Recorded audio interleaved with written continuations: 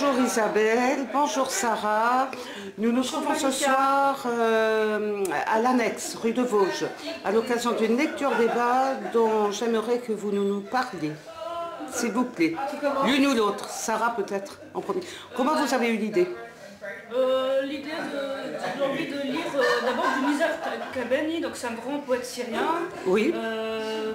C'est un des plus grands poètes arabes et aussi je trouve qu'il casse pas mal entre guillemets les derniers préjugés. Quand on lit ses poèmes, on se dit voilà, donc il y a des poèmes en arabe écrits pour les femmes. Voilà, qui sont un peu, comment dire, ça peut nous rappeler Aragon, tout ça. Voilà, ça donne une autre image de la femme et de l'amour. Voilà, donc ça montre voilà, l'amour, c'est quelque chose d'universel, tous les poètes, y compris dans le monde arabe. Et donc, et puis en plus, dans ces poèmes, on va dire, vraiment la femme, je trouve que c'est un poète qui a le don d'arriver à se mettre à la place d'une femme et d'arriver à vraiment à décrire les sentiments des femmes, mais de façon incroyable. Et ensuite, ça aussi a un côté citoyen comme d'habitude, puisque, comme on sait, il y a actuellement beaucoup de révolutions dans le monde arabe, et qu'il est important aussi de rappeler le rôle des femmes, très important dans ces révolutions-là, qui ont participé dans ces révolutions-là. Et donc, il faut que ces révolutions-là profitent aussi, enfin pas profitent, il faut que les droits des femmes aussi soient acquis et soient renforcés. Et voilà. Donc, on espère que les lendemains de cette révolution-là, voilà, ce soit des libertés pour toutes les personnes, quelles que soient leurs recettes, quelles que soient leurs origines, quelles que soient leurs croyances. Donc voilà, que ce soit une nouvelle ère de liberté pour tout le monde dans les pays arabes. Donc ça recoupe tout à fait tes engagements au sein de l'association Liberté Culture, et c'est un des vecteurs finalement de ce qui est fait. Oui, oui. Parce que ce système de lecture-débat, débat musical, etc. sont des vecteurs finalement culturels qui servent aux droits de l'homme. Oui. Très bien. Isabelle, t'es amenée ce soir donc à lire? Oui, alors ce soir, déjà, je remercie Sarah. Moi, j'ai pris la balle au bon. Ça fait longtemps que Sarah me parle de lecture. Moi, j'adore la poésie arabe. En 2007, j'ai eu l'immense honneur, je dois dire honneur, le mot n'est pas trop fort, de lire le grand poète palestinien Mahmoud Darwish. Et je connaissais un peu Nizar Qabbani, ayant étudié quand même un peu les poètes arabes. Et quand Sarah m'en a parlé, ça a fait tilt. Et j'ai eu la chance de répéter avec elle. J'ai vu qu'elle connaissait la musique arabe aussi, qu'elle jouait merveilleusement bien. Et pour moi, c'est un immense plaisir d'être avec elle ce soir pour servir à la fois la cause militante et la cause de la poésie arabe. Très bien. Je crois que vous allez citer des textes qui vont être lus dans les deux langues. Toi, Sarah, c'est la partie arabe. Et toi, Isabelle, c'est tout simplement la traduction en français. Et finalement, c'est un mariage entre les deux langues et les deux cultures. Oui. Oui. Que vous pouvez me dire quelque chose? Qu'est-ce qui vous touche le plus dans ce type de débat? Par le fait de le faire, parce que ça va être soutenu par de la musique aussi. Moi, je dirais je parlais quand on préparait avec Sarah, en fait, la poésie dans le monde arabe, tout de même, est immensément connue, le poète en général, est immensément respecté, a une vraie place dans la société. Et ça nous a touchés, toutes les deux, je pense. Qu'ici, bon, c'est pas pour dénigrer la poésie occidentale ou française, mais c'est un peu différent.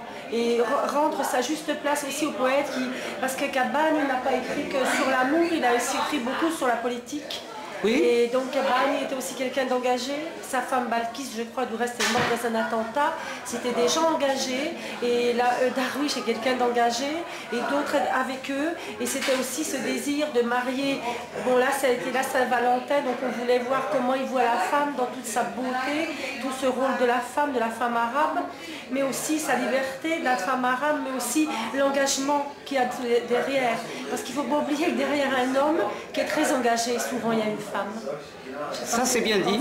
Sarah, tu veux rajouter quelque chose? Moi peut-être je voudrais bondir sur le rôle du poète dans la culture arabe. Il faut savoir que par exemple dans les périodes où il y avait des tribus arabes, ce qui est intéressant de savoir c'est que le porte-parole de la tribu c'était le poète de la tribu. Oui. Voilà, donc ça montre on va dire, le rôle essentiel de la poésie dans le monde arabe. C'est vraiment, voilà, c'était par elle qu'une tribu se faisait entendre par l'autre. Voilà. On peut supposer que, enfin, on peut dire et affirmer que les mots du poète transmettent la pensée du peuple finalement, et ses engagements, ses mutations, ses combats. Oui. On le voit avec la Palestine, Mahmoud Darwish, on dirait qu'il a presque le même rôle que Mahmoud Abbas. C'est vrai. Il a à peu près le même rôle dans le monde. Représentant d'une population, de ses sentiments, de ses combats. Le poète se bat avec les mots et résiste avec les mots, c'est ce que disait Darwish, et non pas avec les balles. Et c'est ça qui nous plaît aussi, c'est qu'il n'y a pas que la forme de... Il faut peut-être des balles, je n'ai pas à juger, mais il y a aussi cette résistance avec les mots pour dire aux foules tout ce que la foule a besoin d'écouter pour tenir aussi. Oui. Parce qu'il faut tenir sur du long terme, et on a vraiment cet exemple de Darwish qui a été un emblème pour les Palestiniens et qui a soutenu leur lutte, et il n'était pas dans la violence. Exactement. Et je vais dire que justement par rapport à Darwish, sa notoriété a même dépassé la Palestine et même arrivé jusqu'en Israël, puisque quand il est décédé, il y a beaucoup eu des intellectuels israéliens qui recommandaient à ce que Mahmoud Darwish soit enseigné dans les écoles israéliennes, parce que c'est une façon de comprendre les Palestiniens. En lisant Mahmoud Darwish, on permettait aux gens de comprendre les Palestiniens. Et je sais que quand il est décédé, j'avais lu beaucoup d'éditos israéliens qui recommandaient à ce que Darwish soit aussi étudié dans les écoles israéliennes. Oui, ça très bien. rejoint l'universalité du poète avec un grand P, et comme le dit Sarah, je cautionne tout à fait. Quand Mahmoud Darwish est mort en 2008, ça a été vraiment un deuil dans tout le monde arabe et dans le monde même entier, tellement ce poète avait une envergure et parlait à chacun au cœur et pas de choses. Parce que parfois la poésie, en tout cas en France, c'est les petites fleurs, les petits oiseaux, c'est bien mignon, mais le poète c'est autre chose, c'est le porte-parole du peuple quand le peuple parfois est bâillonné. Tout à fait. Nous avons une première spectatrice. Très bien. Merci beaucoup. Merci de cet entretien.